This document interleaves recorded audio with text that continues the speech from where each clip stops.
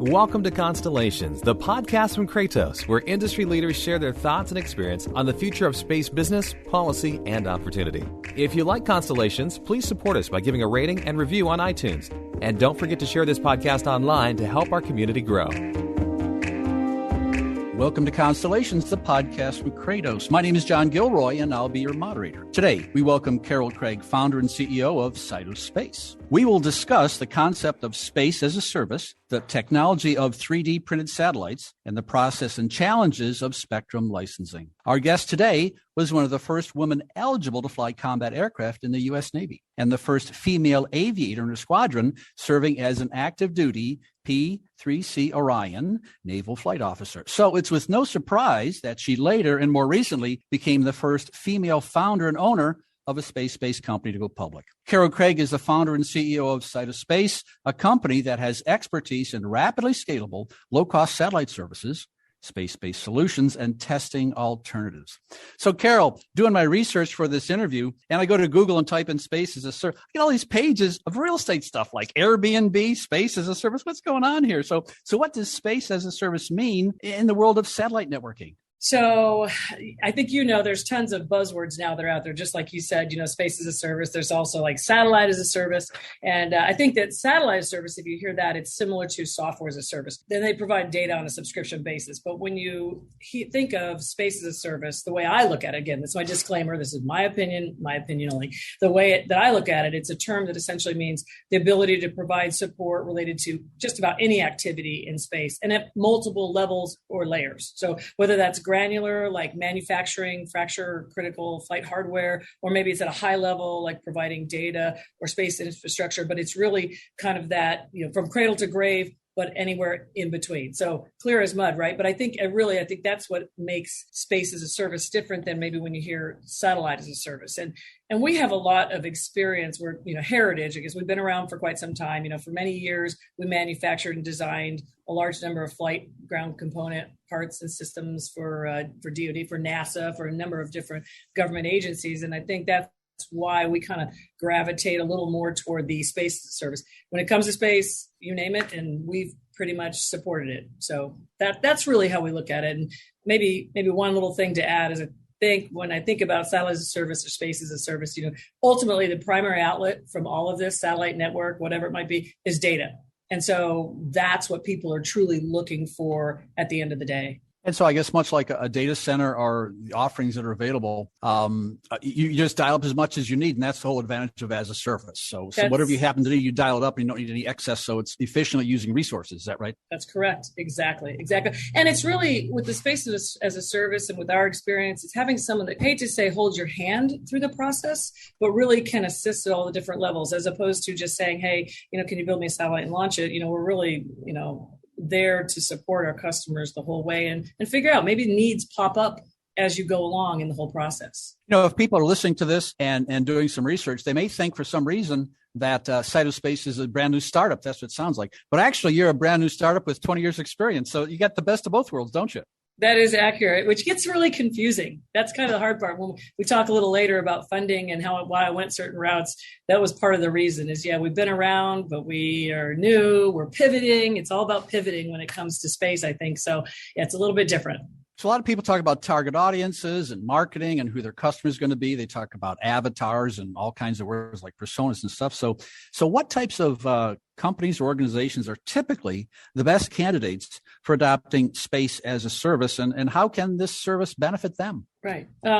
So I probably shouldn't say everybody and anybody, but it sort of is that way. I think the great part about the space as a service and what we offer is that it allows us to make space accessible for a wide range of customers. So that's going to be individuals with technologies. It's going to be universities and startups. And then it'll also be governments, international governments, commercial customers, space agencies. I mean, it really is a broad base of customers. And I think because we started, as I mentioned, as a government contractor providing services, then we expanded into custom hardware design and manufacturing, and now we're launching our satellite constellation.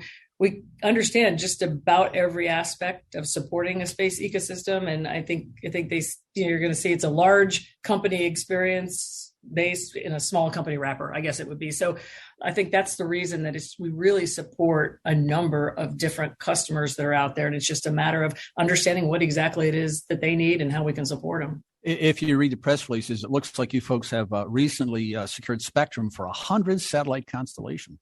So can you tell us about your experience with that process and how you navigated all those twists and turns? I can. And I think this is really interesting and really important. So I may go on and on. You may have to cut me off here. But I was really lucky. I feel like we were in the right place at the right time. And one of our employees suggested having a meeting with a company called Mansat.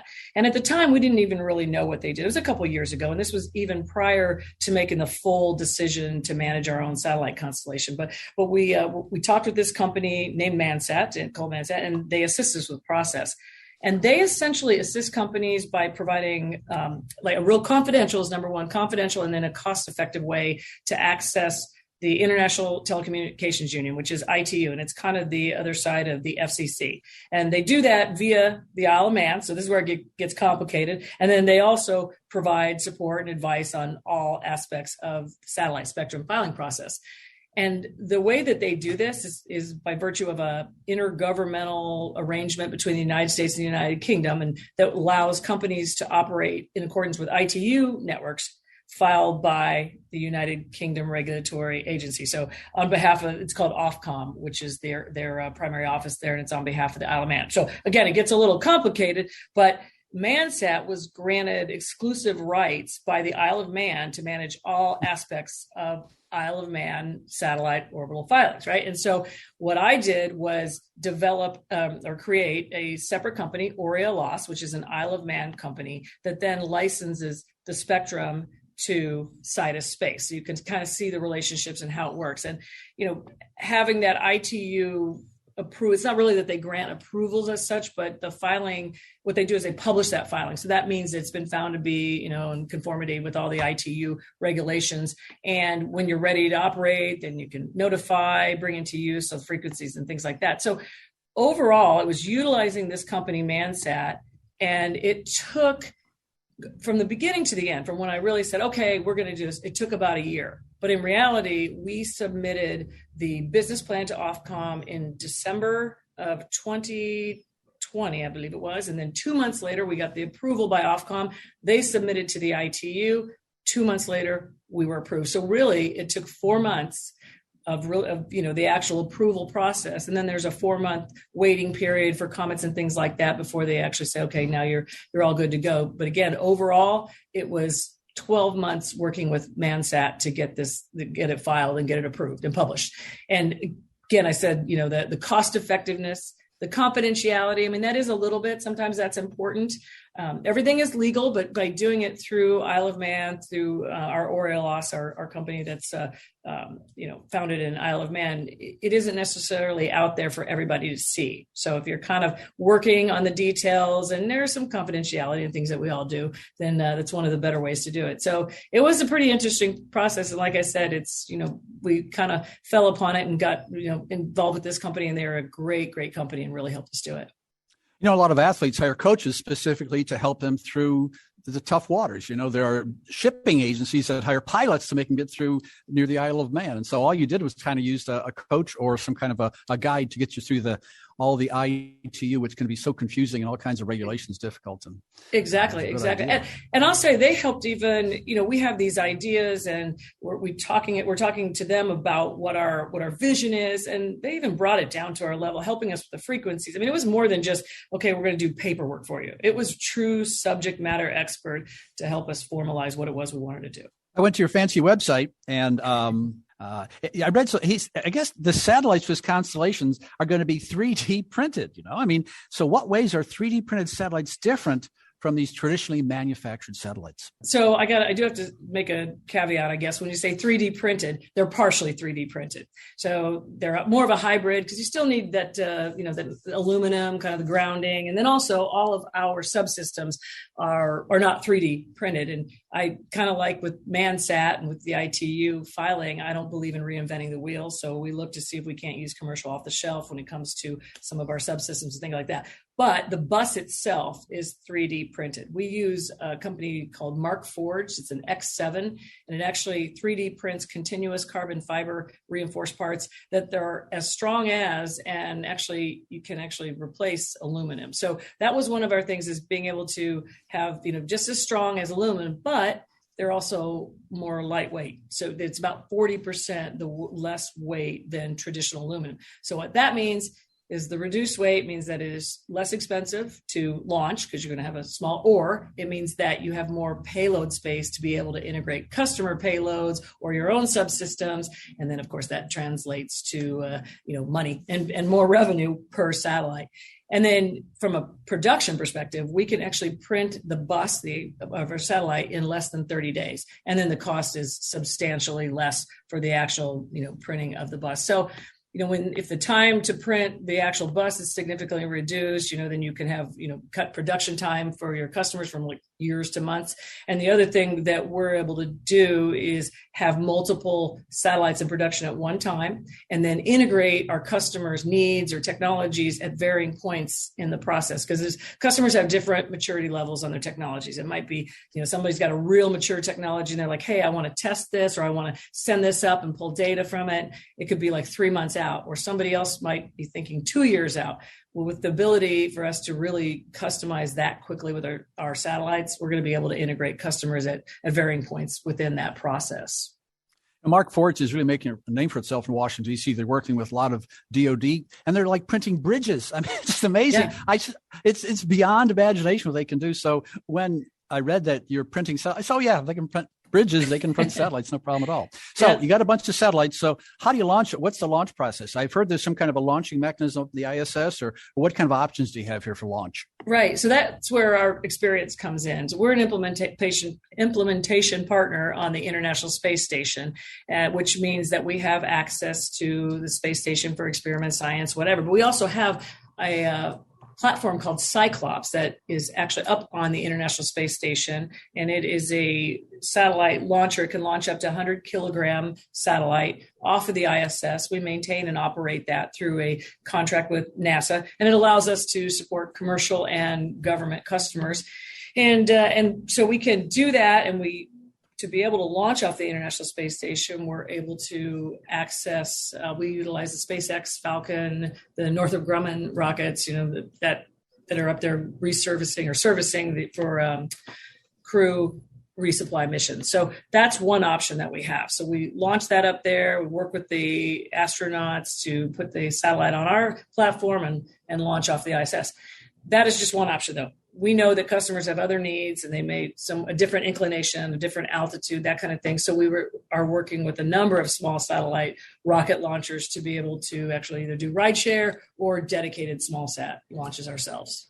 So if you're playing along at home, it's SSIKLOPS. It's not Cyclops, but they're having a little fun with this, I understand. So it's a little bit of fun here, especially with Sidus and Cyclops and all kinds of different things. Carol, thousands of people from all over the world have listened to this podcast. Go to Google and type in Constellations Podcast to get to our show notes page. Here you can get transcripts for all 100 plus interviews. Also, you can sign up for free email notifications for future episodes. If you get a little whiteboard and you diagram this all out, so for every satellite launch, there's got to be some kind of support system on the ground. And so what did you determine was the best ground system setup to support this constellation? Yeah, that's right. Recently, we announced a partnership with KSAT to support the LizzieSat constellation for all of our ground support services. There are several companies out there, and we talked to different ones, some startups, some that have been around for a while, but we decided to go with KSAT. And aside from the fact that they are well established as, I believe they're the largest provider of ground support services, we selected them because they have a particular solution called KSAT Lite, and it's designed and optimized specifically for the small satellite systems like our LizzieSat. So they support, I think, more than 35,000 passes per month, reasonable price. It was, all those things that we looked for. So that's how we're handling the ground side of things. Carol, we've done over 100 interviews here, and you can kind of see general categories and trends, and it seems like many satellites are deployed for communications or maybe for imaging. And it seems like the proliferation of satellites, they're doing many more diverse tasks out there. And so your constellation here, it's going to provide something called on-orbit testing. So what is the whole purpose of on-orbit testing? Right. So on-orbit testing is one of the things we provide, but we're also going to provide the satellite as a service with space-based data as well. But the purpose of on-orbit, or I've heard it called in-orbit, on-orbit testing is to provide a low-cost option for individuals, companies, countries, again, all those that I mentioned before that are looking for access to space and want to be a part of the growing space ecosystem. The need to provide commercial testing capabilities has grown as you see more competition. It's really becoming a requirement for a lot of these innovative companies to be considered as a supplier to actually launch something, to really show that they have something that's flight proven. You can definitely do ground-based testing, but it doesn't really provide that, true testing environment. And there's just thousands of suppliers out there that are part of the space industry or wanting to be a part of the ecosystem, and they need to do something to set themselves apart. So, if they try to do this on their own, the cost for these smaller companies or countries can be kind of cost prohibitive. You got to pay for a satellite, $3 to $5 million to build a satellite, and you've got to integrate your technology, you've got to test your technology prior to flight, then you've got to launch it. All of that gets very expensive. In our case, we're able to include several customers into one LizzieSat satellite. So as you can imagine, it exponentially reduces the cost of getting those particular customers to space and giving them that particular flight heritage or space heritage. And then we cover the regulation side of it too. So when customers are launching their satellites or they're launching their technologies, trying to get proven, they got to worry about the regulations. If it's optical, they got to worry about NOAA. If it's just, they just have to worry about FCC and ITU spectrum. If they're looking for a frequency, we got it all covered. So I mentioned before, by manufacturing our satellites in-house, we have that flexibility to integrate the customer needs at any point within the production, and we handle everything for them. So that's the primary focus, and that's why we really started this constellation. What the focus was. But then at the same time, realizing that we own and manage our own constellation, we have our own subsystems and sensors and things behind it. We can also provide that satellite as a service and data subscription to different customers. And because it's a multi-mission satellite, because it's larger than some of like the CubeSats and the smaller satellites, we can address a number of different customers' needs in one particular satellite. So it gets a little bit difficult when people say, what does your satellite constellation do? Well, it doesn't do just one thing. It does a number of different things. So it gets a little bit complex, but we have the ability to customize because we're building in-house and because of all of our experience. When let's say a company comes up with some component or something and they want to test it in, I guess it's called mini gravity. And so what they do is bring it up and you test it and they have it certified to move on to other things. So this is just a general idea. So can you give us some maybe specific examples where maybe on-orbit testing has been implemented and how it all worked? Sure. And I guess really on-orbit testing is happening right now. Up on the International Space Station, there are a number of companies that have different facilities. So if somebody has something they want to test it, they can send it up there. That's more of your static on-orbit testing. We actually did that with our external flight test platform that we launched back at the end of 2019. It goes on the outside of the International Space Station. It was up there for about a year. It has the ability to test material coupons. It can test electronics, antennas, cameras, things like that. So, for example, some of our customers were Blue Origin. We was looking to just test some material coupons. We tested a software-defined radio. We had university experiments up there. That was on-orbit testing, but it was static. And they were able to, after a year, they get that back. They can do testing on the different, technologies that they sent up there. But the added part or the extension of that is our satellite that we're building and launch, our constellation. So now you can I did that static testing. Now I truly want to test it in an on-orbit type of an environment and pull that data down to prove that, that it really does work as advertised. So again, I kind of gave the examples of people that we sent up there, but I think if you look at any of the other satellite manufacturer operators, they a lot of times they will just integrate a particular camera technology that's never been utilized before. And that's really what on-orbit testing is about. It's saying, hey, I want to try this technology. And it's almost, I hate to say it's a myth about, flight heritage. It's not a myth, but it changes constantly. So you may have a particular technology and you've tested it and you're integrating it into satellites, but as soon as you make one little tweak or one change to it, it's no longer has that flight heritage. And I think that's kind of what we're all about. There's something called technology readiness levels,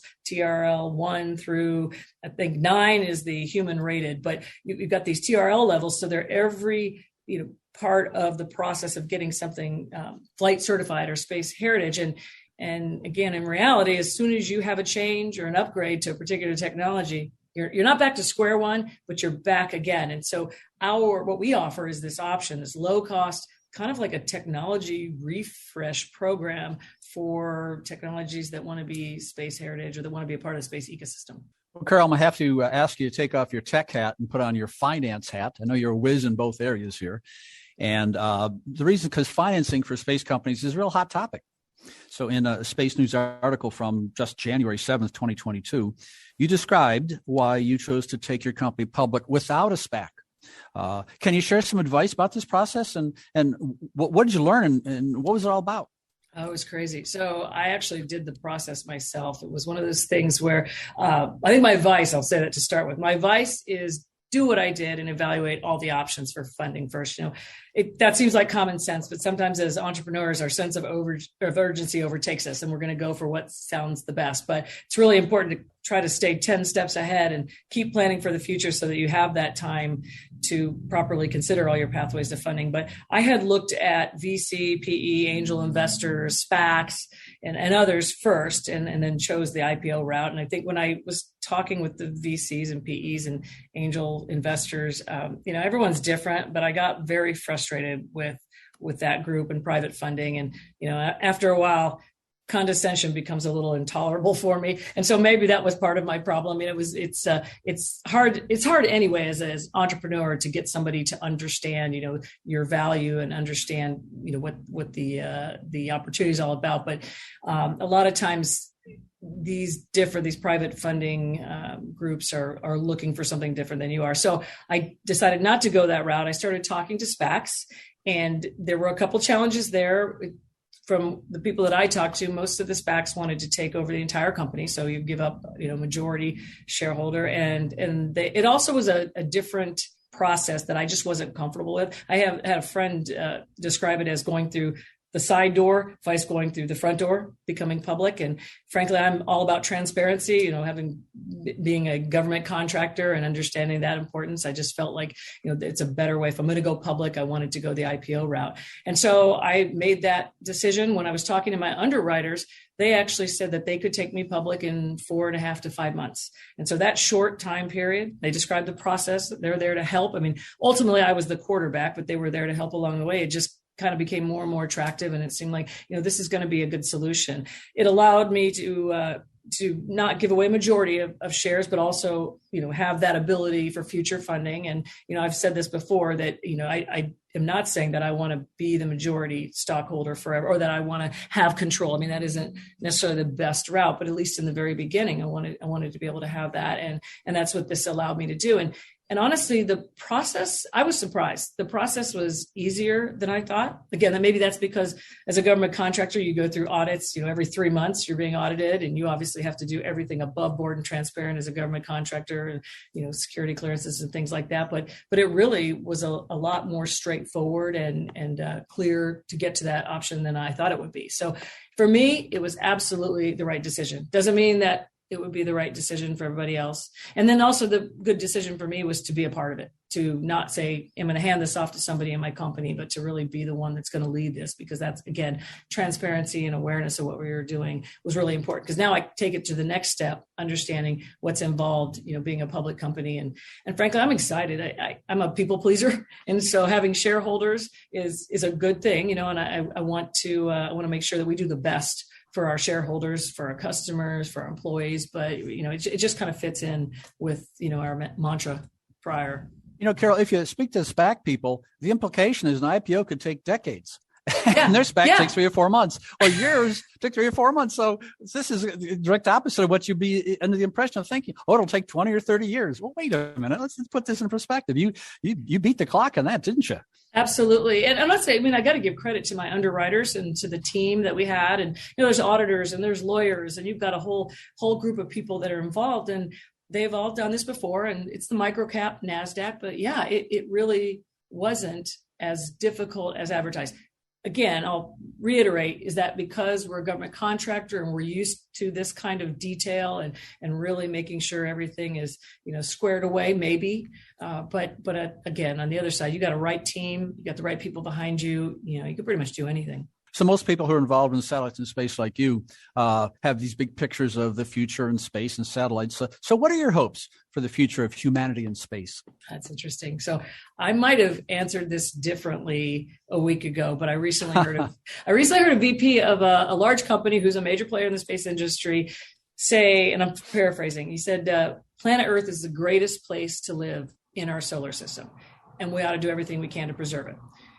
And what he was describing was the thinking that instead of replacing Earth by colonizing other planets and going to Mars and, all that stuff, we should be thinking about using the planets, Mars, Moon, different planets, for those activities that have been damaging our planet. So whether it's manufacturing or mining and things like that. So it's really saying, look, the Earth is important. We're not thinking of abandoning it. We're thinking of improving it. And so I think that goes along with our mission, which is, our tagline is bringing space down to Earth. I think for all of us, it's about serving all of humanity and impacting the future of humanity here on Earth. I'm going to play off with your little tagline there. I'm thinking about this interview and making available to the public. And this whole concept of going public really does bring space down to Earth for our listeners. I'd like to thank our guest, Carol Craig, founder and CEO of Sidus Space. Thank you, Carol. Thank you very much. My pleasure. Thanks for listening to Constellations, the podcast from Kratos. If you like this interview, please subscribe, tell a friend, and give us a review.